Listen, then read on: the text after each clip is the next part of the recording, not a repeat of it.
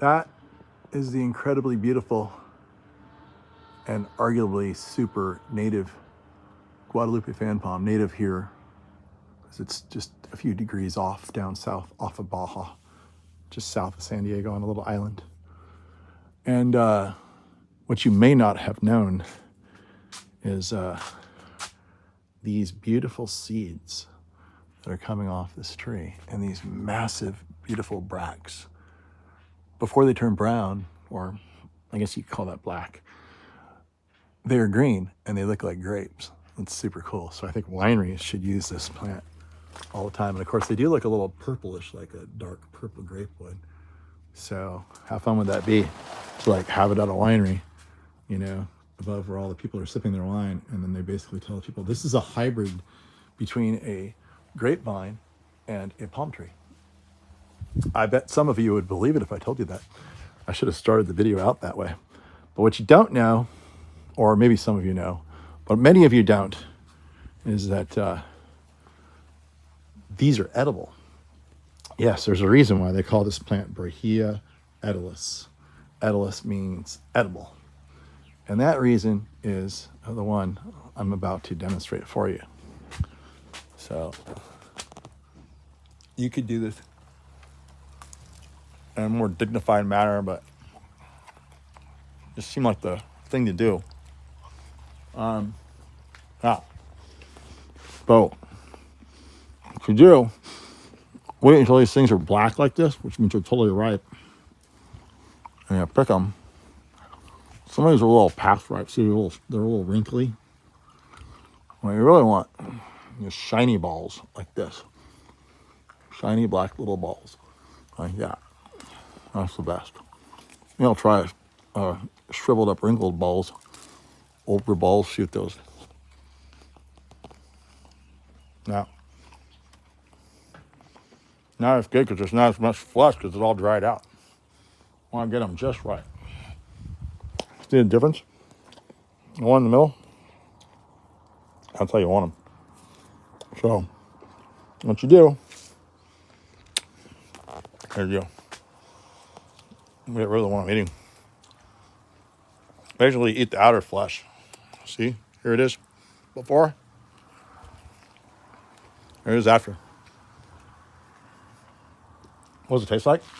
Well, it tastes like kind of like a cross between chocolate and dates. It's really good. The cool thing is, because this plant is edible, we can sell this plant as an edible plant. I mean, it's edible by the very nature of its name, Brahea edilis. And that means that no sales tax. So if you buy this plant, no sales tax. It's a gorgeous thing. We have to trim it up a little bit. Probably need to cut the seeds off at this point. Probably do that next couple days. Look at this massive thing. Let me zoom out a little for you here. Oh, I'm already zoomed out. That would be zoomed in. That's zoomed out. It's a huge spread. This is my ranch. And for scale, there are my massive key set. The only difference between me and a typical janitor is I actually own the stuff where those keys go to. But other than that, it's an indiscernible difference. Yeah. So get enough keys, you know, you get respect, because they're like, that guy, they trust that guy to give them all those keys. So yeah, here it is. It's probably like 16 feet in diameter. The crown on this thing, it's probably about 12 feet of trunk. It takes forever to get that big. These things are endangered in their habitat because they're like goats out on the island, and the goats ate them all. But luckily, they finally got rid of the goats about 10 years ago. These things are finally sprouting back.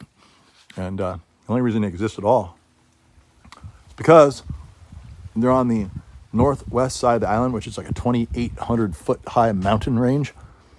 And then all the fog systems, the summer fog rolls into that mountain range, and then it just condenses, forces the air up, and it literally rains out of the fog. Even though it's not a rain system, it's a fog system. These fronds are developed in a way to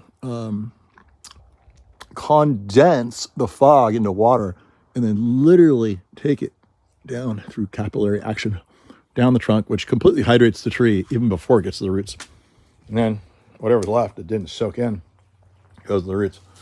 And therefore, this plant can sit out there. It gets hardly any rainfall because it's basically a desert down there. It gets like 10 inches of real rainfall a year, which is not enough to keep a palm like this alive. And only in winter, not in the summer when it's warmer.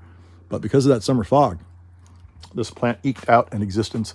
And we're so happy because it did, because now we have this wonderful specimen here that wouldn't exist if it hadn't figured out a way to live on that island, spread its big fronds out. The fronds are way bigger spreading and way bigger than all the other brachias. Well, certainly the Washingtonia robusta, which is the mainland counterpart to this tree.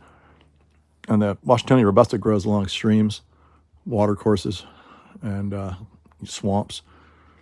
But this one doesn't. It grows right on the side of the mountain where there's no concentration of water, no perennial water in the ground or passing by, just water that comes from the atmosphere. So you can see why it had to get such a big head and have so much condensation material. And that's pretty much the story of the Brahea edilis Guadalupe fan palm and the edible nature of it. So feel free to come on down, and sometimes, we might have perfectly ripe black little Brahea balls that you could try out yourself, because we have a few trees there. Some of them are seeding. But this one here, I've never seen so many so consistently perfectly ripened, probably because of the heat of my ranch up here in Winters, Central Valley. But now you get super hungry, you get stuck out on that island, this would be the sweetest thing you possibly could have. I bet the native kids out there, they couldn't wait till these things are ready. This is like little bits of candy. And that's the story.